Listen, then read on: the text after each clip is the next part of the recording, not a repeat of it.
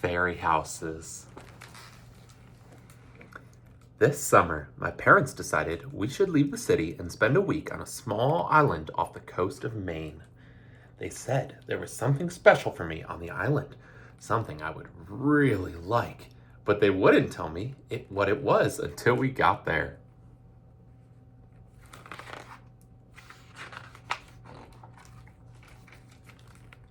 As soon as we got off the boat, I tried to guess. Is it the lighthouse? Or those silly sandpipers on the beach? Is it the seals? Our cottage? Later, when we went for a walk in the woods by our cottage, I discovered the secret my parents had been keeping.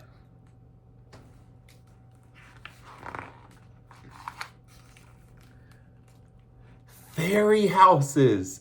People have built small houses for fairies to live in.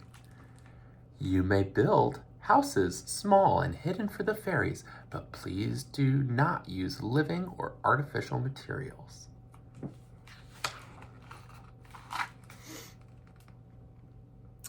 I asked if I could build a fairy house.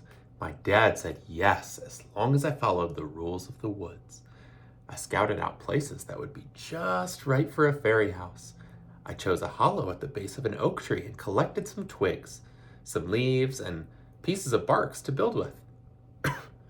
I finished the inside with a floor of dry grass and made a roof with fallen leaves. I hoped the fairies would choose my house for a place to live in. The next morning, I couldn't wait to visit the woods again to see if anyone might be sleeping inside my house.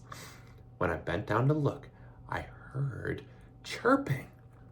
Was a fairy snoring? Hey, you're not a fairy, I said. You're a cricket. The cricket hopped off into a bush full of bright red berries.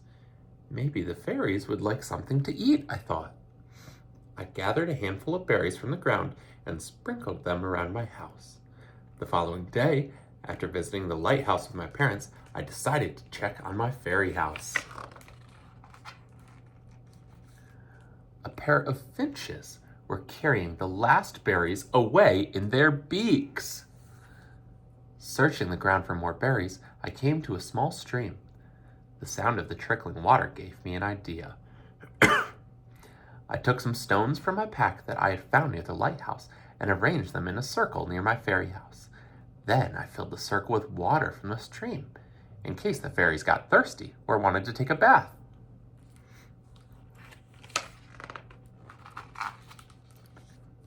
Anybody here? I whispered the next day. At first, the house looked empty. Then I spied someone in the pool. I wanted to get a closer look at the frog as he bathed. Oops, I guess I got too close. As the frog leaped away, I couldn't hear other frogs singing out to him. I could hear them. I started singing to myself as I got to work collecting acorns and pine cones. It was time to make some home improvements. When I came back the next afternoon, I saw a squirrel nibbling on the nuts, but no fairies in sight. I just couldn't give up. I still hoped the fairies would visit my house. Maybe it needed a better entrance. In my pack were seashells and feathers my mom and I had found at the beach. I decorated the path leading up to the door. I thought about adding my shiny bracelet to one of the shells, hoping to catch a fairy's attention. But then I remembered the rules of the woods. The next morning, I got up very early when my parents were still asleep and tiptoed out of our cottage and into the woods.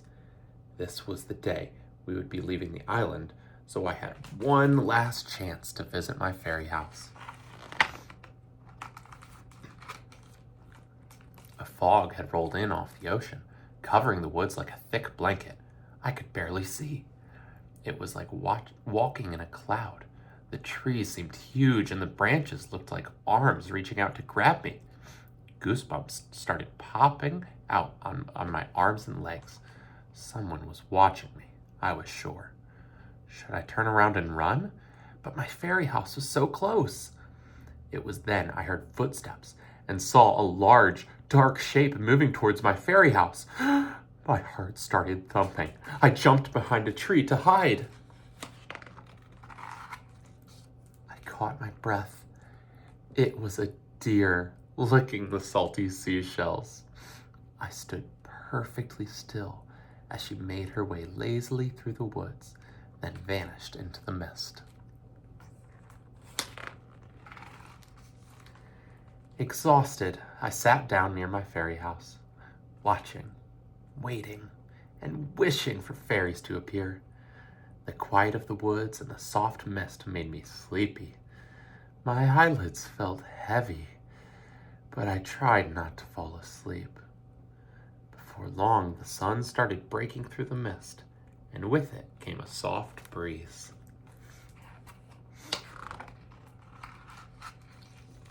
Kristen, the breeze seemed to whisper into my ear. Kristen, wake up. We can only stay a moment. Struggling to open my eyes, I saw a bright beam of light and a tiny, smiling face.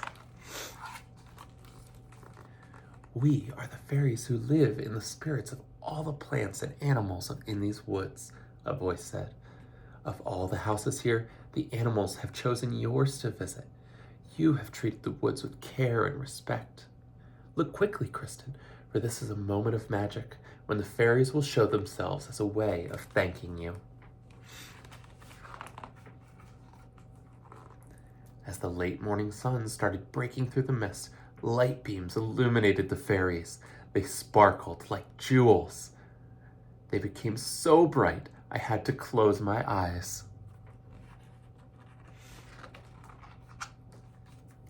When I opened my eyes, the fairies had changed into beautiful monarch butterflies. Butterflies fluttered around me like a great orange cloud, following me to the edge of the woods where the sun shone brightly. I watched them dancing towards the light, higher and higher. Squinting into the warm golden day, I smiled and waved as the last butterfly disappeared into the sky. The end. I love you, Gwen. I love you, Sadie.